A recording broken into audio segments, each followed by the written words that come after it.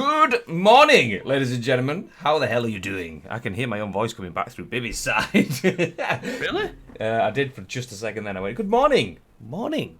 Oh. But anyway, welcome to twitch.tv/Ice Cream Uploads. My name is Graham Day, and this man in a box is Bibby. I can still hear my voice.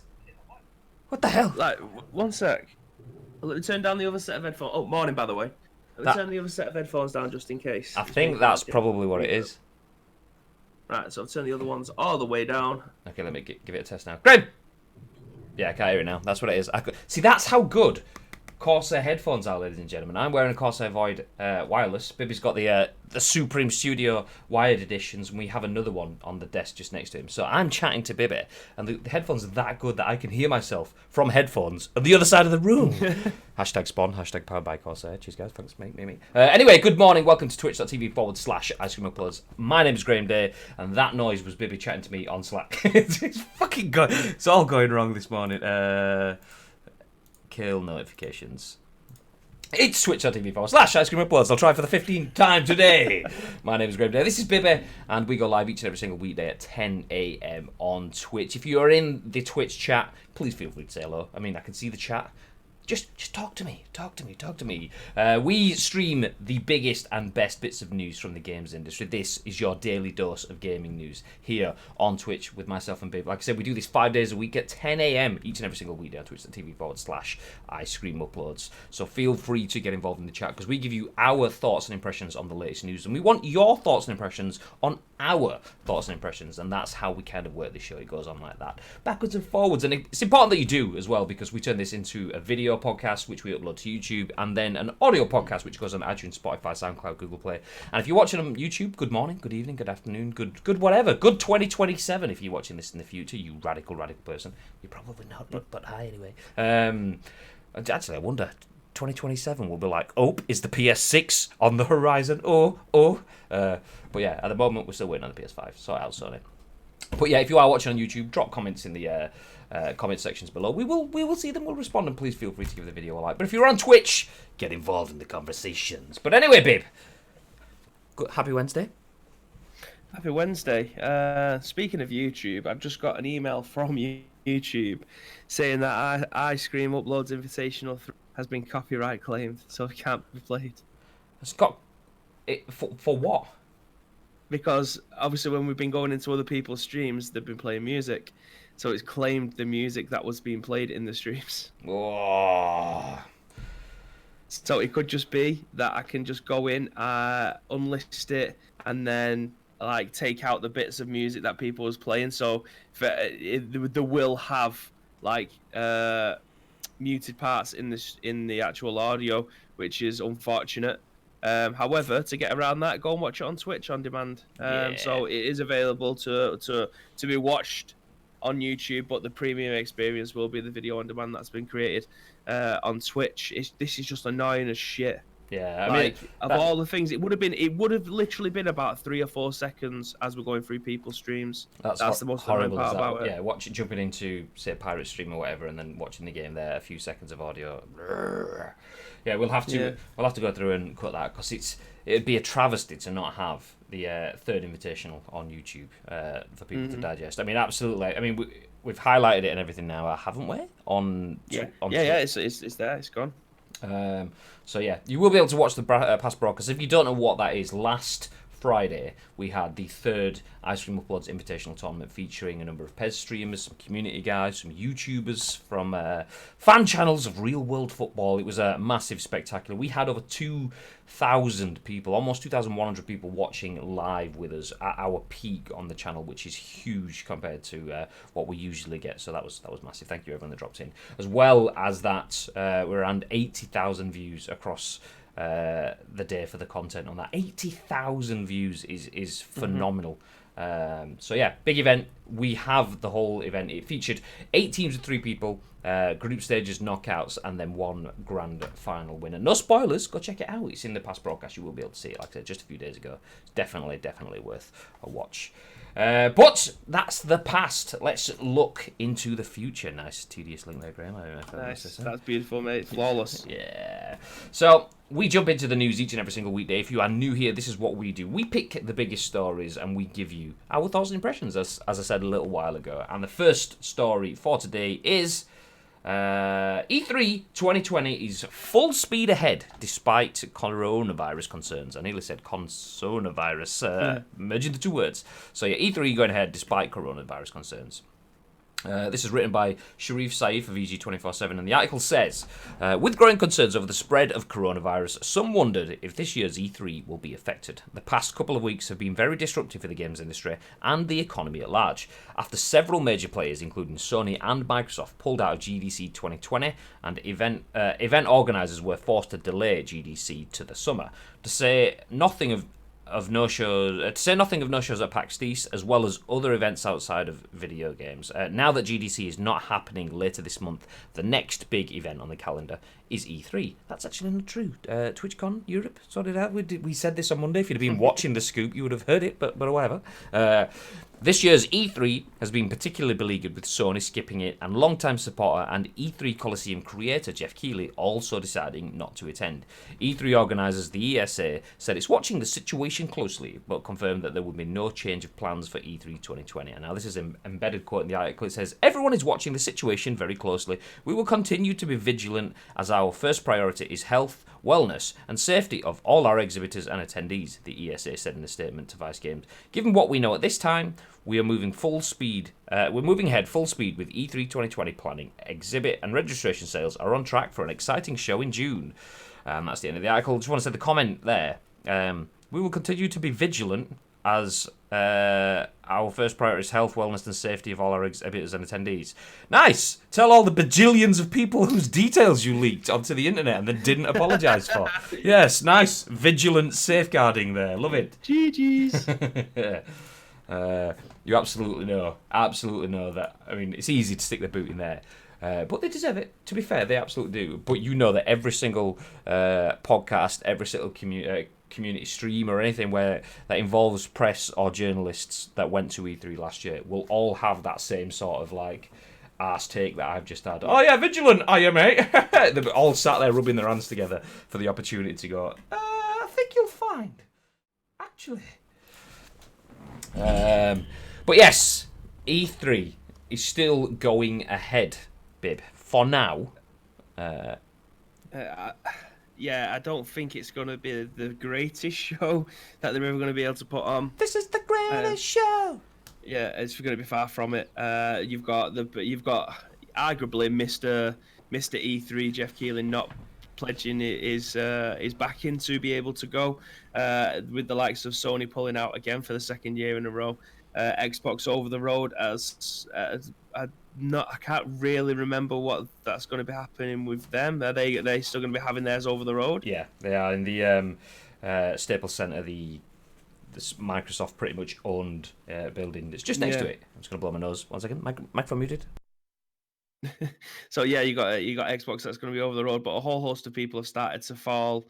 Obviously, Nintendo won't be going. They usually just have their own little Nintendo Direct around the same time, just as like just to kind of show the face in a way that they can own their own message, which I feel is a very understated part of being at E3. It's always people trying to fight to have their message heard until the next person comes on stage and then delivers their message.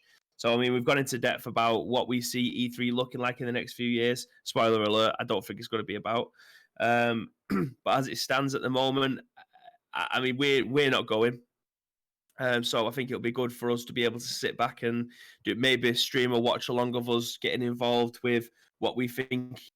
Giving our thoughts on what we think's actually happening there. I don't think it's going to be the AAA show that we have come to expect or have been subject to the last 10 years, shall we say. Having these massive announcements, having these breathtaking moments of Keanu Reeves coming out. I think they're going to be few and far between this year. I think it's just going to be very to the point. There's not going to be that much fannying around on stage. I think it's going to be quite dull. If I'm being honest, it's a horrible thing to say about a show that gets that much effort put into it, but I don't think it's going to be the spectacle that we hope it's going to be. And that is my thoughts. I think Graham's still blowing his nose. Can you hear me now? Yes, now I can. I unmuted, then muted, muted, then unmuted, and muted it again because I thought I didn't unmute it. So I just went, a couple of things I want to pick apart there, and you went, I think Graham's still. I was like, oh, never mind. But a couple of things I want to pick apart. You called Jeff Keighley Mr. E3. I want to say that is something I heavily dispute, only because they haven't had the bib and grib connection at E3. Well, so I mean, he's keeping it warm until we decide. Do you know what? Actually, we care not enough about our personal details that we were happy to have them thrown around the internet. Then yes, we will go to E3, and at that point, then we'll take the crown back. But until then, Jeff, it's a pleasure that you've kept it warm. I mean, we're not going to go and pick it up today, so someone else will have to do it in the meantime. But yeah. I mean, E3, if you want to get involved, then do let us know. We are available for hire. If you want to make the show a spectacle, we are available. We'll do it for a very good price. $10 bajillion. As long as we're on billboards outside the gaff. Yeah. We'll be like a really shit Anson deck. We want like a looping high five. Like when we say billboard, we mean those like moving ones. We want just but with the sound effects as well, so that people that work nearby just get absolutely like triggered by just every single like minute of every single work day for like the full week kind of thing. Yes, there we go.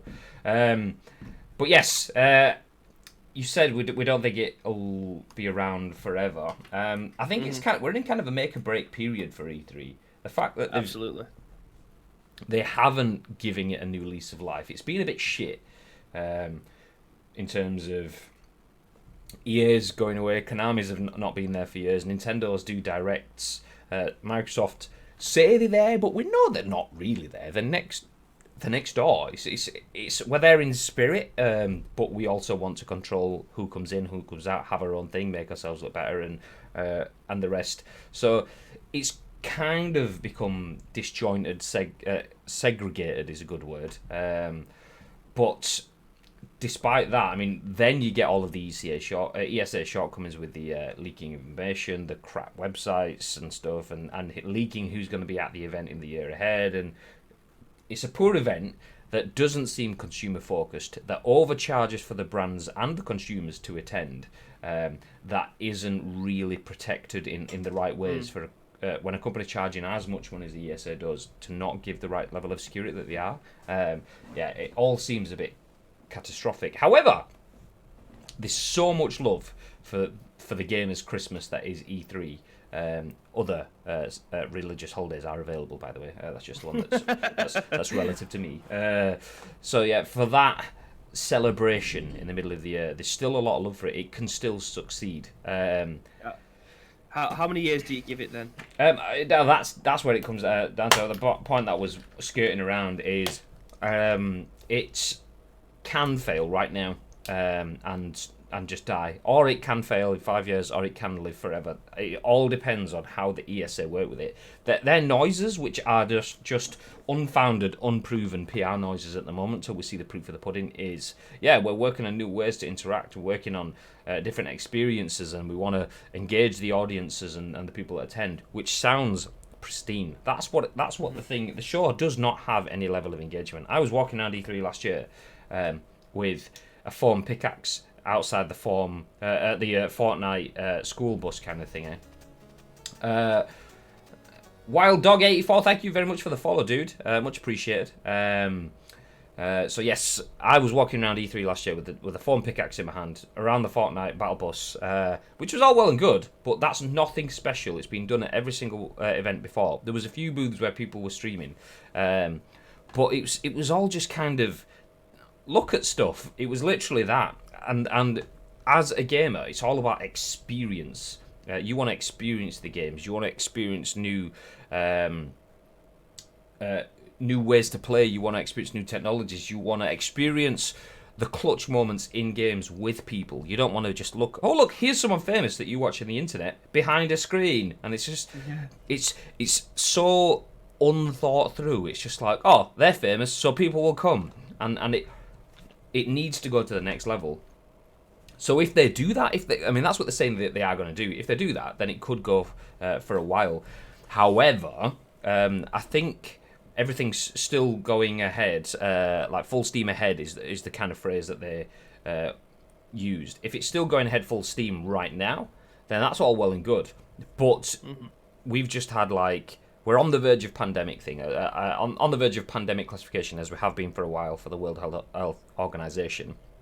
Medical professionals don't know where we're going to go for this, so there's no way that the ESA can go, yep, E3 2020 is going to happen, because medical professionals don't know if the world's gonna die. I mean, probably a bit extreme there, but they can't tell you where it's going to go. That's the thing with a pandemic. It's unpredictable. Diseases that we don't know anything about by nature are unpredictable. So if we've just had GDC shut down, we've had PAX running with a restricted attendee list, and we have more things on the horizon that could potentially be impacted like that. There's nothing to say that we will be coronavirus free by the time we get to June. It's only 3 months away, so it absolutely is fathomable that the coronavirus can pick up pace, can be absolutely catastrophic. Not necessarily to the point of 28 days later or Resident Evil sort of scenes, but catastrophic in terms of we could have arena tours cancelled, we could have sports events cancelled by default. Not like at the moment they're on a case-by-case basis where they can choose, actually, do you know what, we're not going to do it. But it could be at a point where they're just shut down by the governments at that point. We have no mass gatherings to prevent spread. At that point, E3 doesn't happen. And that, I think, is the biggest worry. If E3 doesn't happen, I think that's bad for the ESA. Because what you've said there about people going off and controlling their own narrative and not having to compete with other people for the news. If we have that situation where people realise... I mean, Konami stopped having a big, stage presence at E3. Yeah. They went and did some digital stuff, and they realised, actually, this seems fine for us. They've not jumped back to stage presences. So, clearly, for them, the money to invest in a stage presence wasn't, shit, we have to jump back to it. They've not done it. Nintendo don't have stage presence. They're doing the direct stuff. Sony haven't gone to E3. So they're seeing, we don't need to go here. If there's no E3 and everyone does their own things and there's still the big buzz and hype, then 2021, when E3's back and we've got no lurgy and germs in the world, it's fine. You might just get like Mr. Ubisoft going, do you know what, actually, forget E3, we're going to have U3, we're going to have Ubisoft, our own... I mean, that doesn't work because it doesn't stand for Electronics Entertainment Expo, but their own version of it. Yeah, well, I do like U3. That's pretty good. It's like a really shit U2. It's like Bono with an extra O on the end. Bono. Live studio audio orchestra made by U2. But yeah, if E3 doesn't happen this year, which in my mind, seeing how SARS and MERS, which are the two respiratory illnesses that are closest to COVID-19, seeing how they panned out, they weren't sorted in 5 minutes. So I think there's a high chance that E3 either doesn't go ahead or is some sort of online-only restricted service. And I think that is where it's dangerous for the ESA, because people will see that, yeah, we don't really need it. I mean, it's convenient and it's kind of like a gamer's mecca, but in that mecca is kind of irreplaceable. That will always be there. There is that. It's not the same in terms of we don't need E3 like mecca is needed. Just look at the chat. Never going to. Oh, that's him. Good morning. Good morning. Never going to be free of coronavirus. Will be around like the flu, strain of what it is.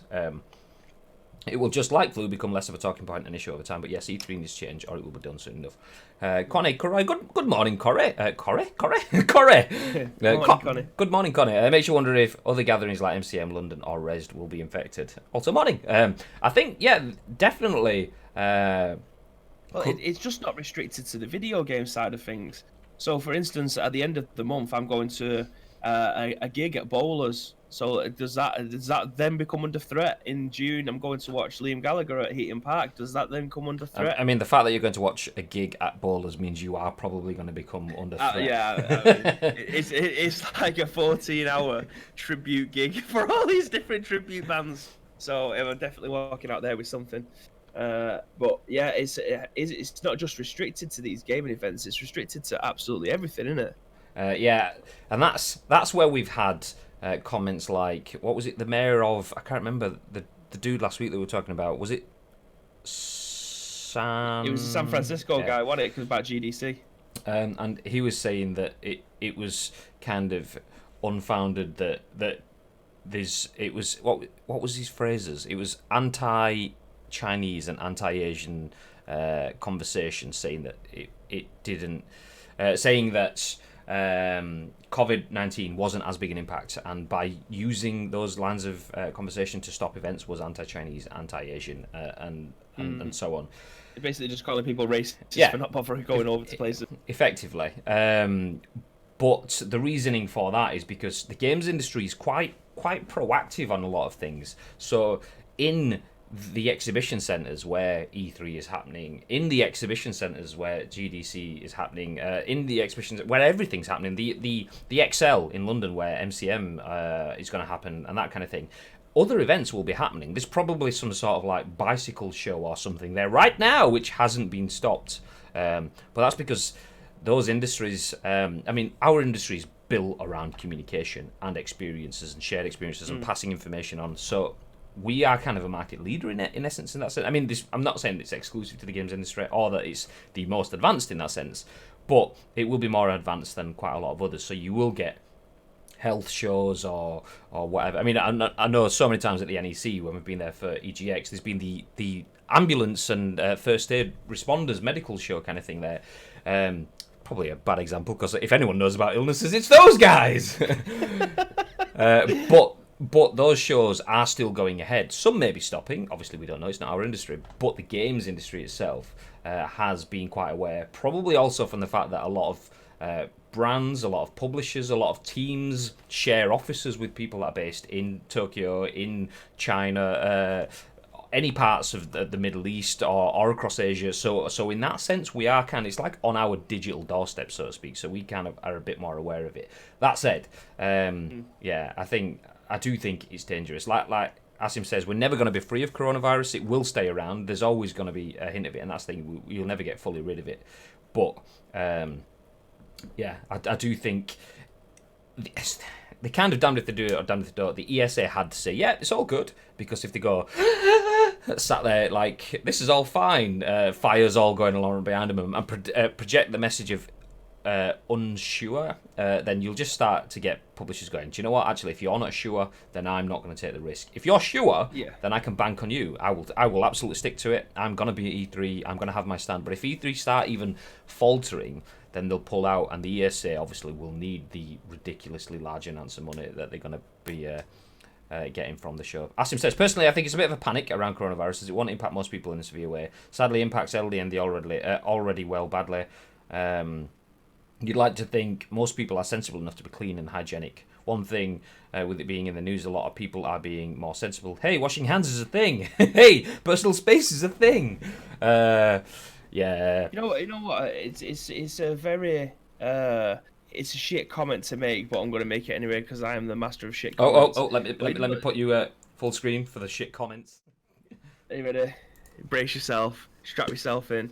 So the people who have unfortunately passed due to this virus, are they like people who have bad immune systems, or is it like essentially? Is it like the older generation? So, for instance, when it gets a bit cold, people worry about the old people because their immune system doesn't quite protect them as well as younger people's do, or is it people who are just generally filthy, like they don't wash and things like that, or is it proper healthy people? Like, we haven't got a spectrum of who this may affect. We just know that people have died. Absolute stereotyping. You are more likely to die if you already have a lower immune system. So if you are an unwell person or you're an elderly person, you are more likely to die from it, as you are with anything really. Also, you are more likely to pick it up if you have bad hygiene, which is kind of what Asim is saying. Washing your hands rather than just going touching dodgy things and then touching other people and poking yourself in the eye and stuff. If you keep your hands clean and you don't keep sticking your fingers up your nose in your eyeballs and then touch other people, then generally, as with moth, as with moth, Thulvethra, Thucker in Thuckertath. So as with most stuff like that, that will squash a lot of potential for contagion. Not entirely. I mean, there are reports of it being airborne to an extent as well. You can get airborne spores from people that that speak like I just did, suffering thick of death. But yeah. Impacts the elderly and already ill or having conditions like diabetes, asthma more severely. Yeah, exactly. Yeah. So it's not just taking the lives of like the healthiest of people. It's usually like it is impacting people who don't have the best immune system already. Yeah, generally, yeah. I mean, obviously, with anything like that, you could seem perfectly wonderfully fine, and the virus could just impact your system slightly differently. But that's just all stats and percentages and chances stuff. Generally, yeah, if you are sick, you are more at risk. But that's the thing. I mean, there is a bit of a moral panic, as Asim was saying as well. As with anything, we had, particularly when we had the SARS sort of things, newspapers want to sell papers. They want you to go into a shop, they want to pick up today's edition, or they want you to go onto a website and look at today's thingy, but also watch the video, which then gets them the click-through revenue and stuff. So pushing that moral panic, it's been a thing in media since before social media was around. I remember having to do an essay on moral panics at university in terms of the media, rightly and wrongly, cover the biggest news stories, and they push what sells. If making something sound a little bit worse than it is sells you a lot more copies, then do you know what? It's we're doing it out of, we want to make sure people are in the know and being properly careful. Also raking in the money, cha-ching. So yeah, there will be a bit of that to it. Guarantee you by June, July it will have quietened down in the news. I mean, that one I'm not 100% sure on. I think that there's a very high likelihood that it could, but also I think there's a very high likelihood. Oh my god, my words today. A likelihood that it could still be going, and that I think is where it comes down to. If it's just a respiratory flu-like virus that we can cater for, using things like simple. What's the word? Not containing people. Well, containment strategies, keeping people away from other people that have infections, being clean and hygienic. If we can just contain it like that, then absolutely. If it does turn out to be a bit more airborne, then yeah, I could still see it being around. But yeah, we'll no doubt find out over the next 4 weeks or so. If in 4 weeks' time I'm talking to you from an air raid shelter over some sort of CB radio, then I think it's probably gone a little bit bad. Connie says, they've done a good job on not showing all the recoveries people have made and only reporting the serious and scary outcomes. Yeah, absolutely, that's the thing, and that's where you kind of have to take it with a pinch. Don't get me wrong. I mean, I'm absolutely on board for being aware. Not so much for myself, but my family, I have members of my family that have kind of they will not chronic, but diseases that we'll have forever, illnesses that we'll have forever. So I like to be aware, but yeah, absolutely, it's in the media's best interest to show you the negative stuff, because one, it sells more, and two, there's the big stories. So yeah, take it with a pinch. But be self-aware. That's the best thing. Also, don't spend 70 quid on hand sanitizer. Literally, these things here. I saw a pack, or someone shared something on Twitter the other day. I don't know if it's someone that's mutual, babe, but these tiny little hand sanitizer things. Someone was selling a pack of 6 of these, but it was like Purell hand sanitizer on eBay for 70 quid or something like that, and it was like, what? Literally, you 70 quid for a bit of cleansing fluid, mate. Do you know what? Fair play, because there is fucking idiots out there that will spend 70 quid on hand sanitizer when you can go to the shop and buy some Dove soap for about a quid. Do you know what I mean? So fair play if he wants to try and cash in on stuff like that, because there is idiots out there that will not heed other people's warning and think, actually, that's got alcohol in. Alcohol kills things, and then just go and buy stuff like that. So, and that's where you see that media cycle. Make a story, tell people it's bad. People believe, it's bad. I need to spend 70 quid on a quid's worth of hand sanitizer and then rinse and repeat. And now I need to find out more news, so I'm going to buy tomorrow's newspaper. It's even worse. That Alana Pace posted last night. No.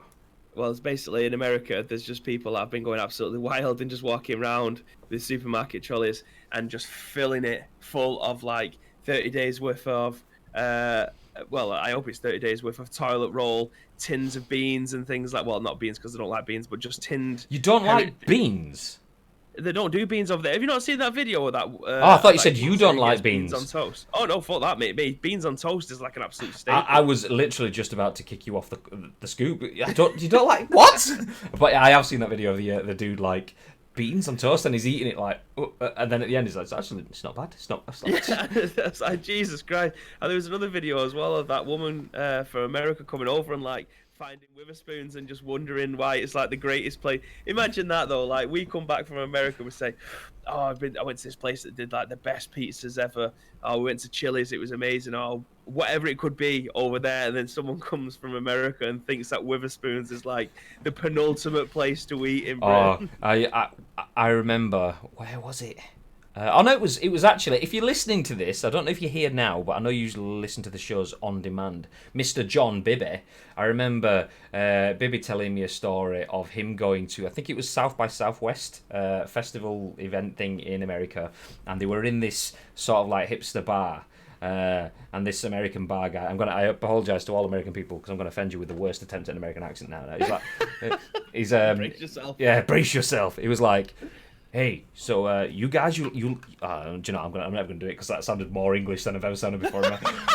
So he was like, you guys drink ciders, right? You're all inside. Yeah, you like a bit of cider, so yeah, we like this, we like that, whatever. And this guy goes, okay, I know you English guys, you like your cider. I've got something for you. And he kind of like reached down under the bar. The way he'd sold it, it was like it was some sort of high level pristine, like ha ha ha, the king of all ciders. Anyway, he comes up presenting this. In my mind, he's presenting it like when you're at a table and a guy comes over with a bottle of wine, one hand on the bottle, one hand on the bottom, one hand on the stem. Like, is this good enough for you, sir? Anyway, this guy comes out, presents this can of Strongbow cider, like.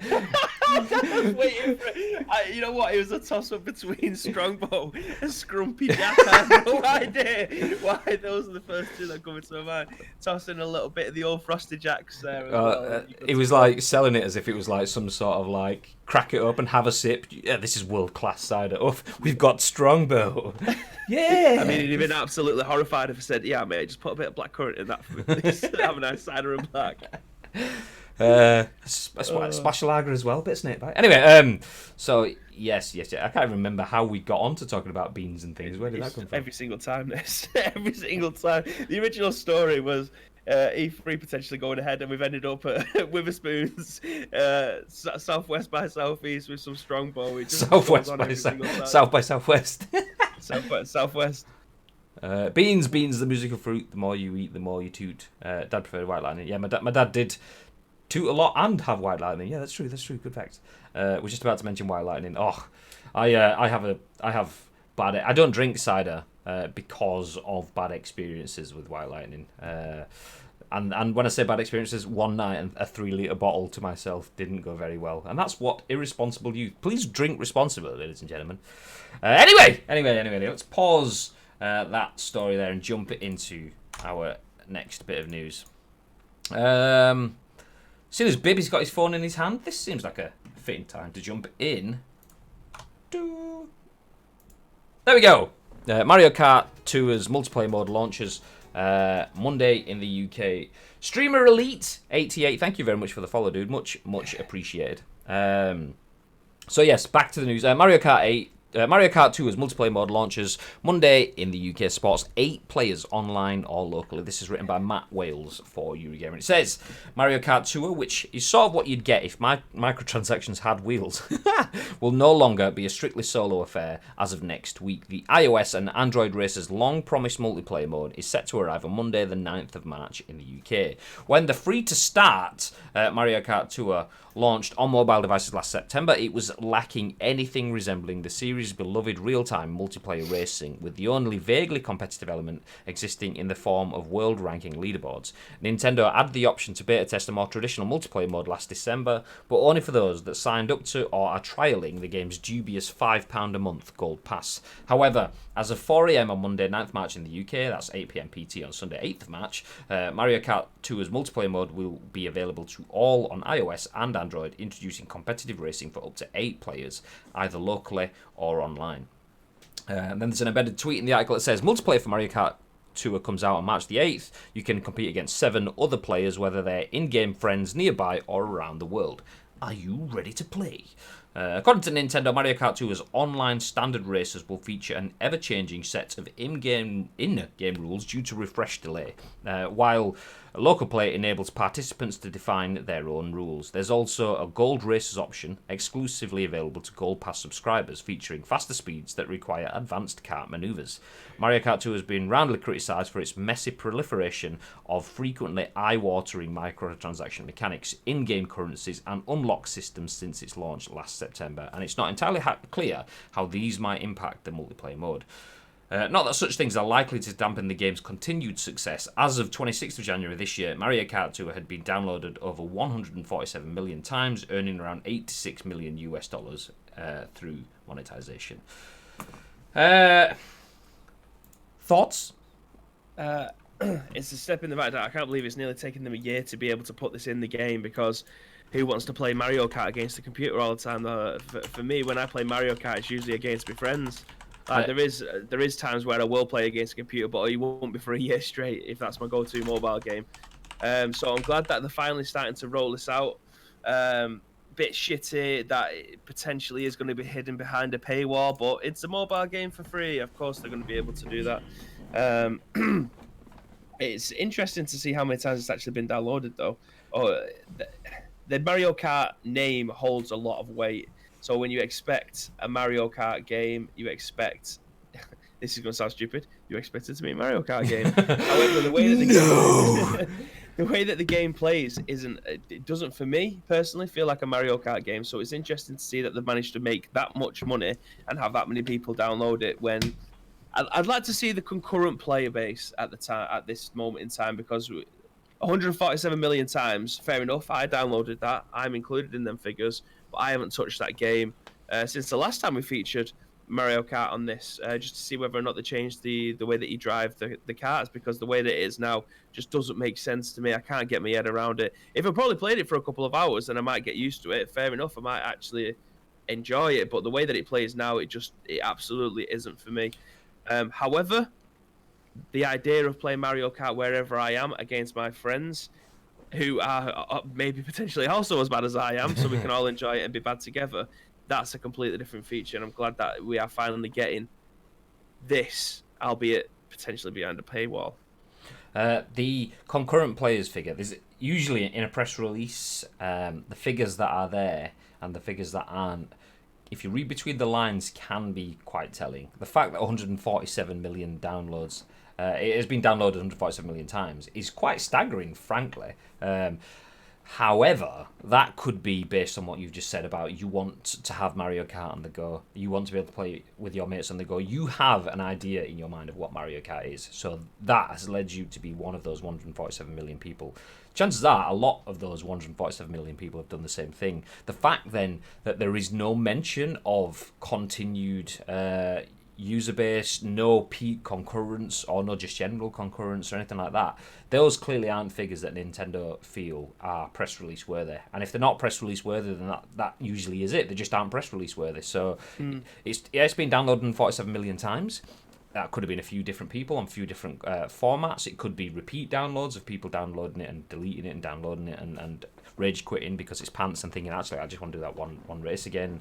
But even still, earning £67 million or $86 million is massive. So they have done that, but that's where I think this is where Nintendo, there we go. This is where Nintendo have kind of hurt themselves. They're doing such good things with Nintendo Switch, creating that alternate market. They did it with the DS. They're smashing it now with the Switch as well,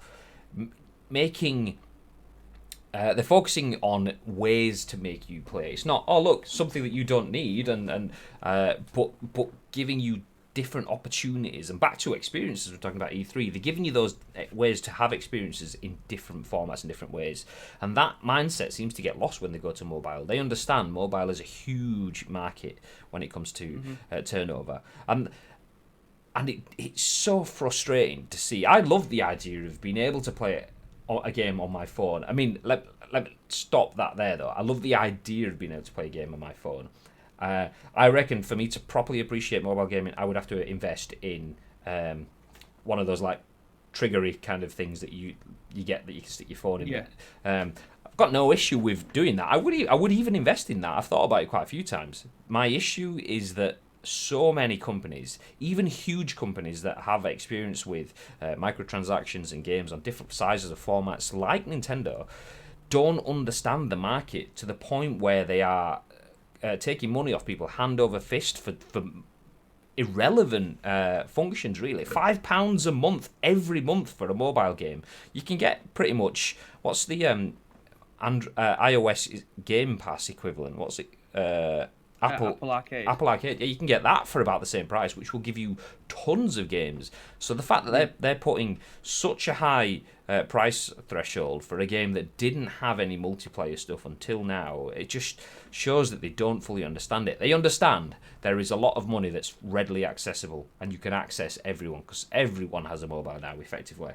The fact that they're hurting themselves, and they don't realise by taking that as much as they can now, that land grab, that will hurt them later on when people start realising that whether it's Tencent or other mobile developers, or whether it's the likes of Activision going, do you know what, we are going to offer the same now weathered microtransaction system that they have in Call of Duty console. They've gone through lots of crap by offering console-specific maps and game modes and DLC passes and season passes, and now at the point where it's not a season pass in terms of you're paying a season pass to get 3 different bits of DLC.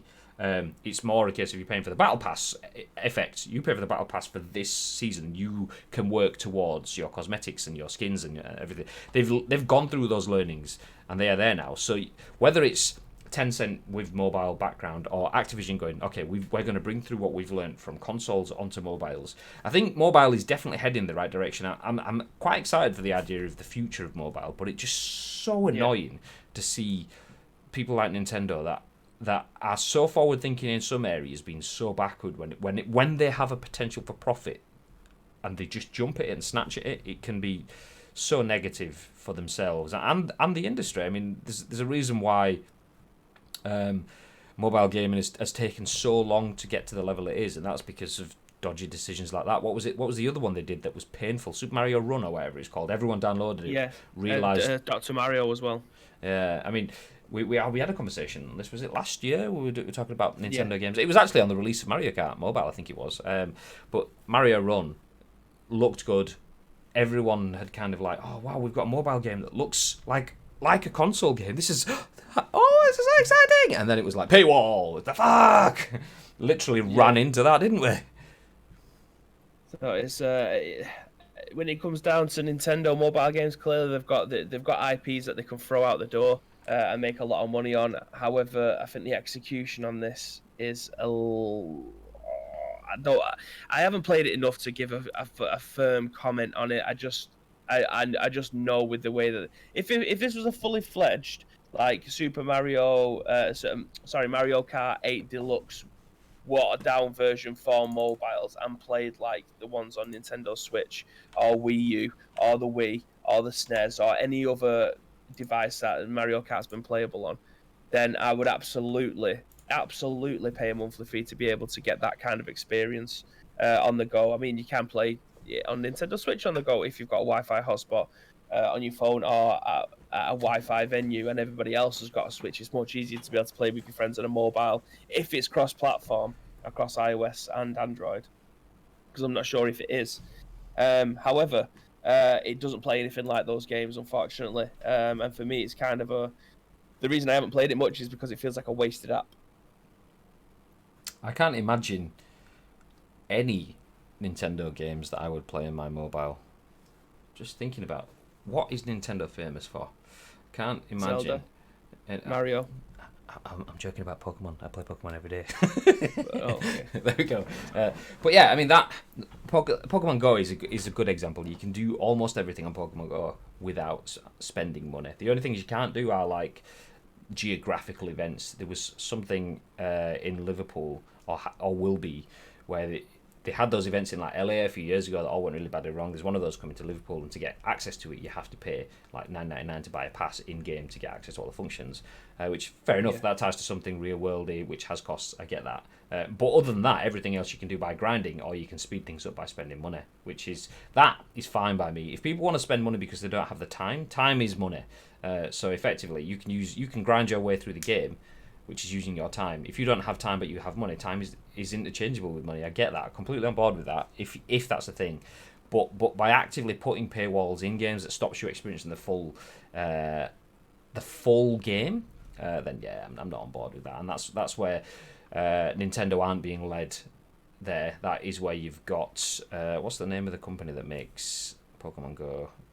The Google-owned one. I'm gonna have to Niantic. I don't even need it. Niantic, yeah. So Niantic. I was gonna say Game Freak for a second there, but obviously that's the actual game. So yeah. So Niantic are leading the microtransactions and things there, rather than Nintendo, and it shows in the fact that they've held such a strong audience for such a long time. Yes, it's not the global trend that it was at launch, but it's still a massive game, and there's a reason that people are sticking with it.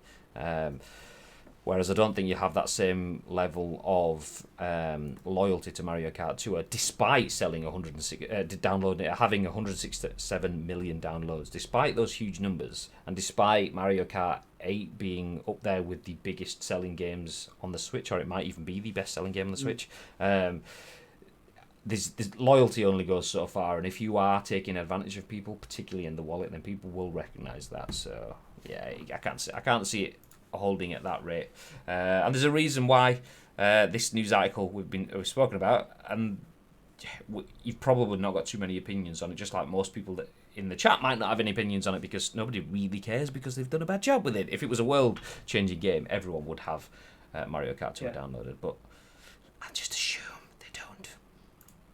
And on that bombshell, let's move on to a next piece of news. So from one first party to another. From Nintendo, we jump into a story about Microsoft's biggest title, I think it's safe to say. Microsoft's original Halo game is now available on PC, remastered in 4K and more than 60 FPS support, written by Tom Warren for The Verge.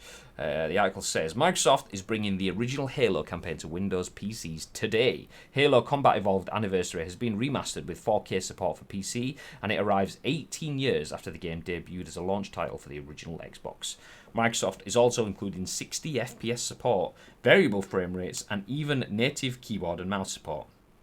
You'll also be able to use the classic audio in multiplayer and customize Spartans further. Halo Combat Evolved Anniversary is part of Microsoft's ongoing effort to bring all of the Halo, the Master Chief Collection, to PC. Halo Reach debuted in December, and the rest will follow in chronological order. If you're an Xbox Game Pass for PC subscriber, then it's now part of your games library. All the 6 games in Halo, the Master Chief Collection, can be purchased in a bundle on Steam through the Microsoft Store for $39.99, and Halo Combat Evolved Anniversary is also available separately priced at $9.99. So, Bib, yes. when should we expect the We've Got Babinho Ice Cream Uploads Halo Combat Evolved playthrough? Well, I'm 3/4 of the way through Halo Reach, a game that I have never played before until I started playing it on my PC. So once I finish that, I mean, I've got 1,014 games to play at the moment. But as soon as I finish with that, you should expect this on a stream, because the first one was an incredible game for the original Xbox. So I'm interested to see what it looks like on my PC at high graphics. I haven't got a 4K monitor, unfortunately, so I won't be able to play it in 4K. But I'll be able to play it in the highest resolution that I possibly can on my 1080p monitor. Even 1080 60 FPS will look beautiful. Well, yeah, compared to the original Xbox. So I imagine I'm going to get my tiny little mind blown when I come to play this. If my Game Pass, do you know what I'm saying? I'm gonna say if my Game Pass is still active, I might give it a go. But we all know that I say that about a lot of stuff, and then just play PUBG anyway. So shut up, lying. Oh yeah. I've actually got that. It's now on top of my PlayStation so that I can see it. It's close. It's getting there. I mean, I did that with Fallen Order. I had it, and it sat there near it until I actually started playing it. Once I start playing it, then it's fine. But I have to just break the cycle. But the thing that kind of helped with Jedi Fallen Order was I got to the end of my PUBG season pass, so I was like, oh well, now I don't have dailies and weeklies and stuff to do. I can just finish it, and I'm currently on like level 80 out of 100 or whatever in PUBG. So yeah, smash through that, and then I'll be like, yeah, it's time for games again. But yeah, I'm looking forward to actually getting into this one. The thing is, because I played it before, I can actually go onto Twitch and watch somebody else play it, because the game's not going to be any different. It's just going to be upscaled, so it looks great. So I imagine I could probably watch someone playing this on Twitch now with the superb graphics and enjoy it just as much as if I was playing it, which is also another massive bonus. Speaking of superb graphics, I've just hit play on the video on stream now, and it actually looks pretty tasty, to be fair. Bear in mind that this is like 18 years old. It's aged pretty well.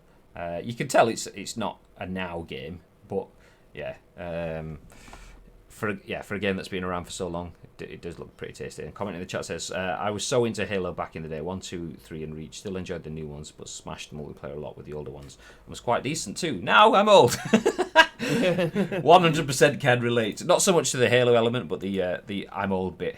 Similar thing was when Call of Duty Modern Warfare Remastered launched, and I think you forget how hard multiplayer games are when you just assume, I play multiplayer games and this is it, I'm smashing it, wonderful, and you turn it off and you play something else and you do story modes and you go into different kinds of multiplayer games and you come back to, say, an FPS, and then you're like, derp.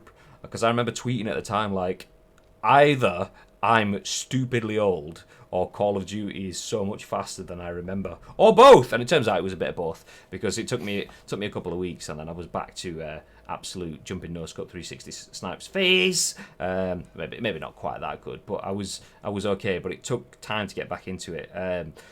But yeah, particularly things like that, Halo 1, 2, 3, Reach. I mean, I imagine that a lot of the people that are going to play Halo Combat Evolved, for now, when it's come out day one, you might get a lot of people jump into it, but you fast forward 2 weeks and the novelty wears off, then it will be people that are lifers that play tons of Halo. Yeah. So you go into multiplayer thinking, I remember this, I kind of remember, I'm gonna and you step out and it's like, boom, dead, and it's like, oh, I'm just gonna turn, boom, dead, okay, I'm just gonna grab this, boom, dead, and it's like, okay, well, do you know what, I don't even know what, I'm just gonna give up, I'm not even gonna play, why should I bother?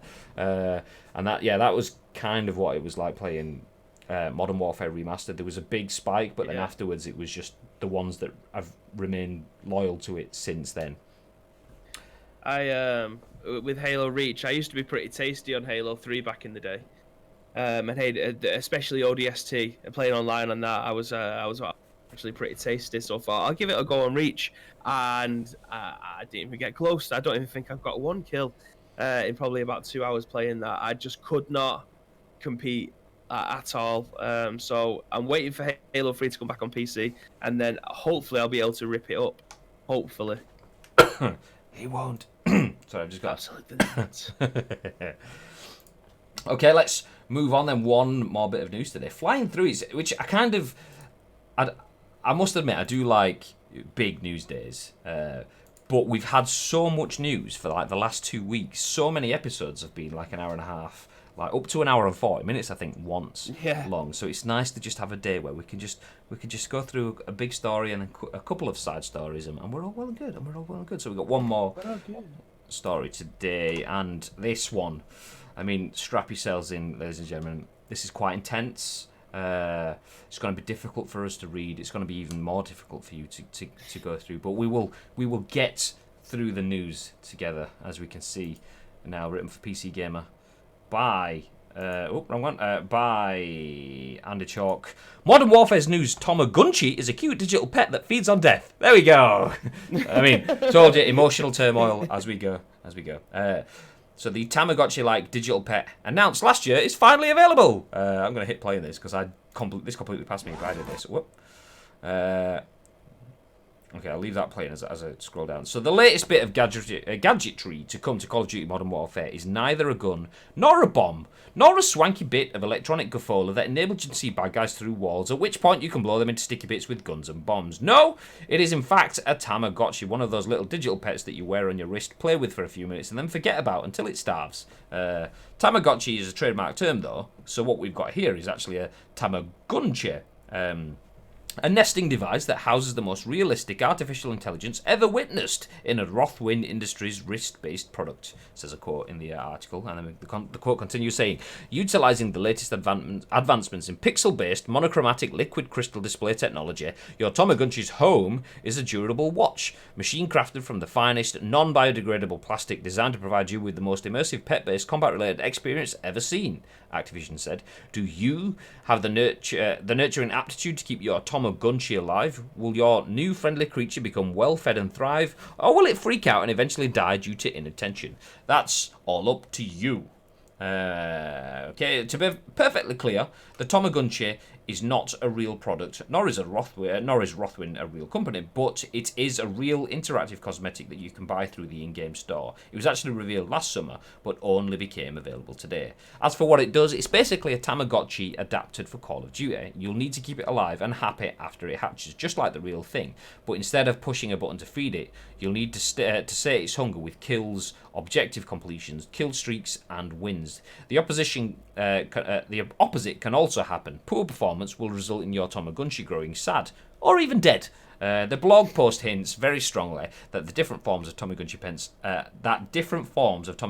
are available, and they contain secrets to be unearthed. But that's something you'll have to figure out on your own. If you're interested, the Tomogunchi is available for 1,000 MW points, which translates into $10 in real money.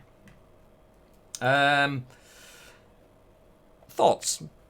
I like the advert. It's very 90s, or you could argue 80s. I wasn't knocking about then, so I have no idea. But very 90s inspired advert with the way that you could imagine it being on Cartoon Network before or in between episodes of Ed, Ed and Eddie or something like that.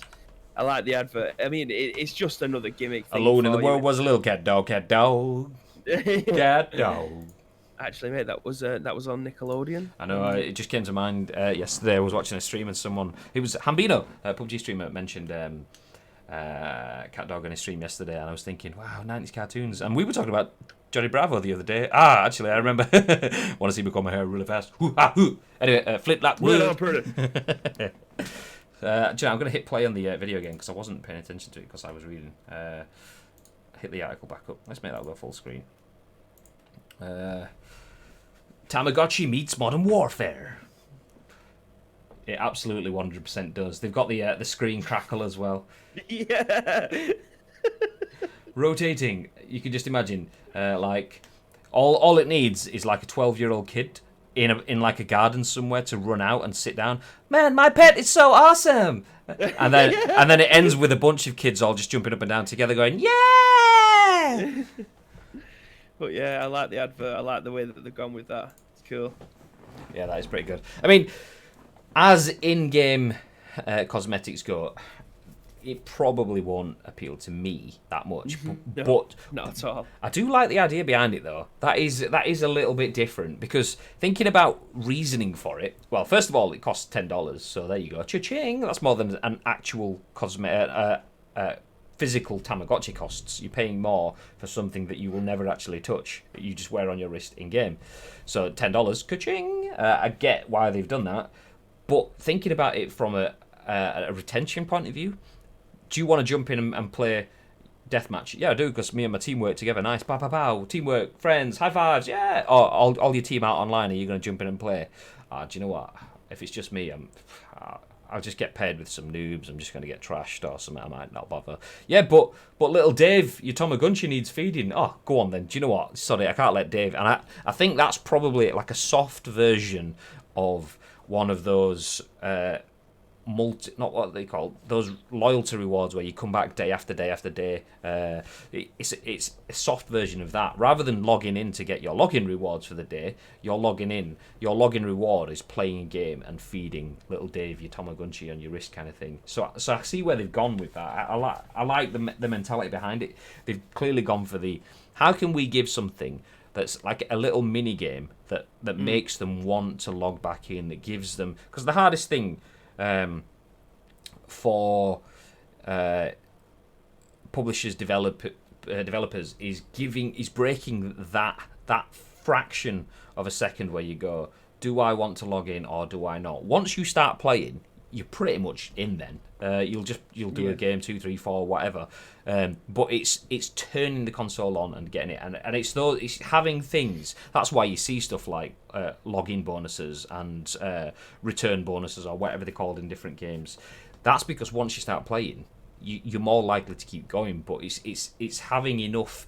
I mean, if the gameplay isn't enough to get you to turn on, it could be after a period of the game being out for a while. You might just be a bit tired of it. The novelty might have worn off, or you've done all the missions and you're waiting for new battle passes to come out, or whatever it is. Having little things like that entice you to do the hard part, to turn the console on, to jump into the game. Once you're in, you'll be like, actually, do you know what? I really enjoy this. It's worth spending my time here. Yeah, I'm actually just looking at Tamagotchis now, seeing if they're actually still knocking about, and they genuinely are. I didn't realise that Tamagotchi was still a thing.